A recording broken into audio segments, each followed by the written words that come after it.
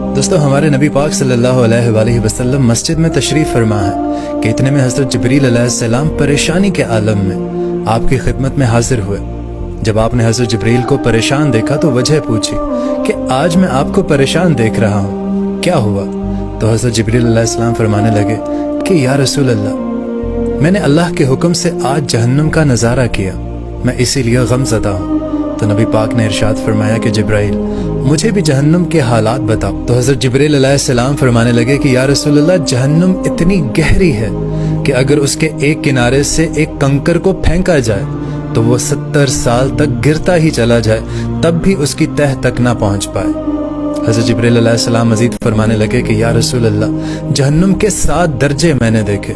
پہلا درجہ اللہ تعالیٰ نے منافقوں کے لیے رکھا ہے، چھٹا درجہ اللہ تعالیٰ نے مشرکوں کے لیے رکھا ہے، 5واں درجہ اللہ تعالیٰ نے سورج اور چاند کی پرستش کرنے والوں کے لیے رکھا ہے، چوتھا درجہ اللہ تعالیٰ نے آگ کی پرستش کرنے والوں کے لیے رکھا ہے، اور تیسرا درجہ اللہ تعالیٰ نے یہود کے لیے بنایا ہے، اور دوسرے درجے میں اللہ تعالیٰ عیسائیوں کو ڈالے گا۔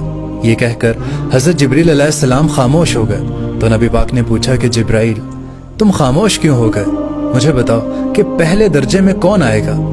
تو جبریل علیہ السلام فرمانے لگے کہ یا رسول اللہ، جہنم کے پہلے درجے میں آپ کی امت کے گنہگاروں کو ڈالا جائے گا۔ بس اتنا بتانا تھا کہ ہمارے نبی پاک صلی اللہ علیہ وآلہ وسلم خاموش ہو گئے، اب بے حد غمگین ہو گئے۔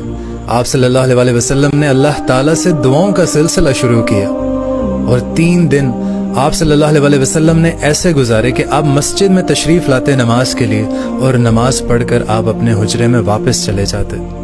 3 دن آپ اپنے گھر تشریف لے کر نہیں گئے۔ صحابہ اکرام پریشان ہونے لگے کہ یا رسول اللہ، یہ کیسی کیفیت ہے، کیونکہ آپ اس کے بعد کسی سے ملاقات نہیں کی۔ تمام صحابہ باری باری آپ کے پاس تشریف لائے، لیکن آپ نے انہیں کوئی جواب نہیں دیا۔ پھر حضرت فاطمہ رضی اللہ تعالی عنہا کو آپ کے حجرے مبارک پر لایا گیا، تو آپ نے دروازہ کھولا اور سارا معاملہ حضرت فاطمہ رضی اللہ تعالی عنہا کو بیان کیا، اور پھر زاروں قطار رونے لگے، صرف اور صرف اپنی امت کے لیے۔ پھر اللہ تعالیٰ نے وہ حکم سنایا جس کے لیے ہمارے نبی پاک صلی اللہ علیہ وسلم نے ڈھیروں ڈھیر اور زاروں قطار رو رو کر 3 دن دعائیں